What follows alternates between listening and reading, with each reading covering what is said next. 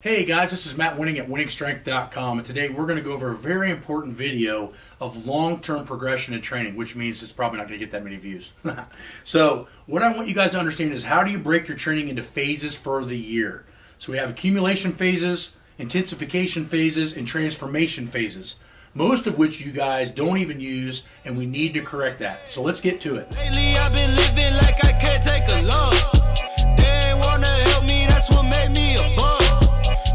Kill my confidence, I think I'm the man. We don't give a f, that's what they don't understand. I'm back again like flu season. I broke records while loose leafing. I'm coming down my roof, leaving. Don't give a f, I don't care.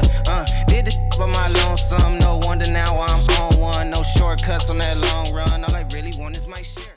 We're going to talk about this like you're a competitive powerlifter, but regardless of whether you are or not, you still need to test your 1 rep max, I would say, at least every 20 to 35 weeks. So make sure you write that down in your notes, because we run into people all the time and go, hey, I maxed out at 235 on the bench last week and I tried 250 this week and I got smashed. No shit. The reason that happened is because you did not have your training broken into phases, and you must understand that the body takes a very, very long time in order to not only adapt, but actually progress from your training. When you follow this particular scenario that I'm going to throw at you, it's going to help you to make sense of why you can't max every week with the exact same exercise and make progress, especially when it's a specific movement. The first phase that we have in training is called the accumulation phase. The accumulation phase is an off season of sorts, but it doesn't necessarily mean that there is an off season. The training in the off season manual is not any easier than our regular training. It's just a completely different stimulus. So an accumulation phase is a phase of developing, in my personal opinion, developing correction of weaknesses, enhancing general physical preparedness, increasing mobility, and reducing wear and tear on the body. So this means that a lot of the exercises might be single-legged. They might be more for rehabilitation purposes. Lots of face pulls, corrective posture movements, glute activation. Where do we get all these exercises from? Well, from the previous max. So if you're taking videos of yourself maxing on the bench, squat, deadlift, or anything that you choose, you're going to always be able to see, for most people, technical breakdown. Technical breakdown is going to show you where your deficiencies lie and what your focus should be on. For instance, if we're sitting in school and we have an A in math, and an A in science, and a D in English, we probably need to be focusing on English, correct? I hope so. The point is that we need to have everything balanced, not only for us to see our true potential, but to also reduce injury. And this is where the accumulation phase is intensely important to making sure that you are focusing on new tools in your toolbox, so that when you apply yourself in these next phases, you're not only going to see progress, you're going to have much less or no wear and tear. So the accumulation phase, in my opinion, is a correction of weakness block.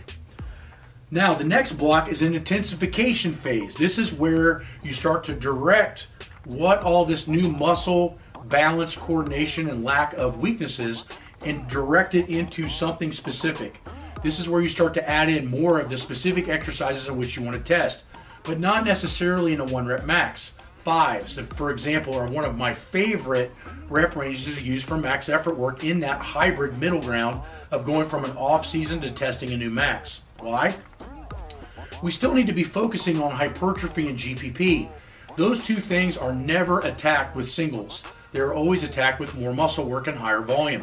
So in my personal opinion, the intensification phase tends to be the hardest phase of training, which could be about 12 to 15 weeks out from a new PR or contest prep max. Why? The intensity is high, the volume is high, everything is high. That means we're trying to hold on to what we gain in the intensification phase, but we're slowly directing it into a specific manner.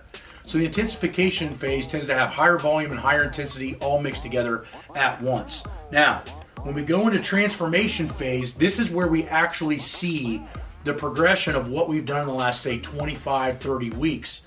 This is where we start to increase rest periods. We start to specify for the exact strength that we want. We start to flip back from a double overhand to an over-underhand if we're a powerlifter. We start to dial everything in. This is where everybody gets very confused in the conjugate system because they don't have a transformation phase. It is totally fine to use off-the-wall lifting to get super strong, like we do much of the time now, since I was the only one that really competed at a high level at the gym. So the intensification phase for me was very, very specific. Rest periods were longer, the weights were more directed towards the actual lift. It doesn't mean we don't have variation, it just means the variation becomes very, very dialed into a specific goal, which should for most of you guys be a better 1 rep max. Now, the transformation phase needs to have sleep at a high end, it needs to have recovery and nutrition at a high end, and it needs to have stress levels low in order to see what we call super compensation. So as you can see in this graph, the training is actually going to knock you down in a rut. That is the accumulation intensification phase. Once that is healed from and the body starts to supercompensate or recover, that's when you start to see the actual progress of all the work that you have created in the last half a year. So if you take anything away from this video, please do not max every week. Only max at least about once every 6 months is a good variation. And same thing with competing. You're really not going to make new progress unless you've made some massive errors that were just small things you couldn't control, like you stepped out with the weight wrong, or you forgot to pause on the bench press, or something like that. Then maybe you train 4 or 5 more weeks and you do another contest. But if you truly tested your strength, you are not ready to max again for another 6 months. And these 3 phases will allow you to train smarter, better, and do it correctly.